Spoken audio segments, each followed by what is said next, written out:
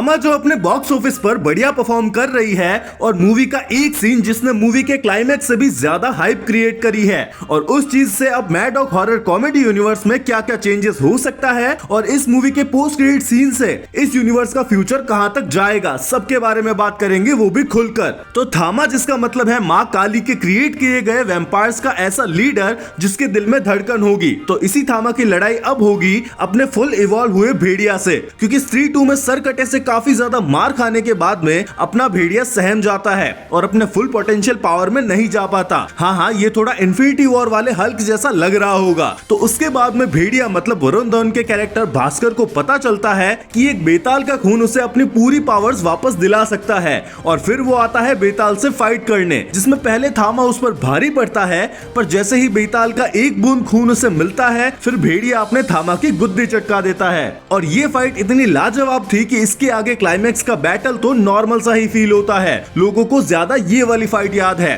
और जब लास्ट में आयुष्मान का कैरेक्टर थामा बन जाता है और यक्षासन के कैरेक्टर को जब सरकटा उठाकर ले जाता है, तो अब ये सारी चीजें चेंज होने वाली है। यक्षासन पावरफुल होने वाला है और उसे रोकने के लिए अपने थामा को भी अपनी पावर्स को बढ़ाना होगा। और यहाँ पर उसे पता चलता है कि अगर उसने भेड़िए का खून पिया तो वो काफी ताकतवर हो जाएगा। और उसी टाइम भेड़िए को भी दिखाया जाता है कि वो बेताल की उस सीक्रेट सिटी में घुस गया है। एक बात नोट करने वाली है, अपना भेड़िया सीक्रेट एजेंट भी है, सारी सीक्रेट जगह पर ये अपने आप ही आ जाता है। स्त्री 2 में उस अलग डायमेंशन में आ गया था और यहाँ पर बिना बेताल के फिंगरप्रिंट को यूज किए इस सिटी में आ गया। पर कोई बात नहीं, हम टॉपिक से भटक रहे हैं। तो अब ये फाइट जो पहले एक तरफा थी अब दो तरफा हो गई है, मतलब इनका भिड़ना फिक्स है, मतलब भेड़िया वर्सेस वैम्पायर इज इनएविटेबल। तो अब ये चीज या तो क्लियरली भेड़िया 2 में दिखाई जा सकती है, और अगर इनका प्लान भेड़िया 2 के लिए कुछ और था और मेकर्स ने अब ये देखा है कि भाई ये फाइट और ये इंटरैक्शन तो बवाल जा रहा है, तो इस पर कुछ तो आना ही चाहिए। तो इस पूरे यूनिवर्स की जो स्लेट फिक्स हो रखी है, इसमें बीच में एक मूवी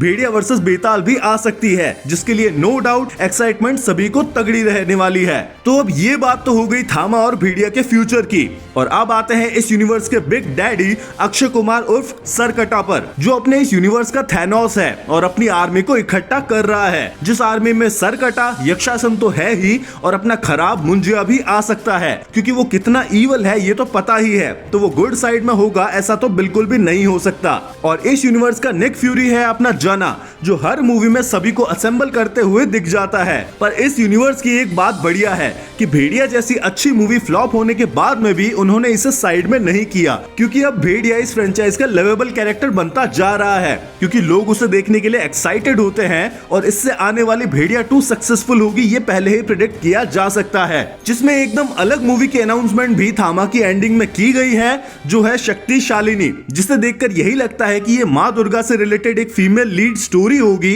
जो शायद किसी फोकलोर पर बेस्ड होगी या फिर कंप्लीटली फिक्शन, ये नहीं पता, मतलब स्त्री जैसी होगी या फिर थामा जैसी, ये नहीं पता। जिसमें मेन लीड पहले होने वाली थी कियारा आडवाणी, पर उसमें चीजें चेंज हो गई और अब लीड एक्ट्रेस है अनीत पड्डा, हाँ जी, सैयारा वाली लीड एक्ट्रेस। तो कुल मिलाकर जो इंटेंशनल नेक्स्ट मूवी की अनाउंसमेंट थी, उससे ज्यादा एक्साइटमेंट है इस मूवी के मिड में दिखाई गई राइवलरी पर बनी मूवी देखने के लिए। तुम बताओ तुम्हें मूवी में सबसे बढ़िया चीज क्या लगी और इसके फ्यूचर में सबसे बेस्ट चीज किसको देखने के लिए तुम एक्साइटेड हो, और तुम थामा वर्सेस भेड़िया को भेड़िया 2 में देखना चाहते हो या फिर एक अलग स्पिन ऑफ मूवी में, ये भी बताओ। वीडियो पसंद आए तो लाइक करो, शेयर करो और ऐसी ही वीडियोस और मूवी वेब सीरीज रिव्यूज के लिए सब्सक्राइब। मिलते हैं अगले वीडियो में, बाय।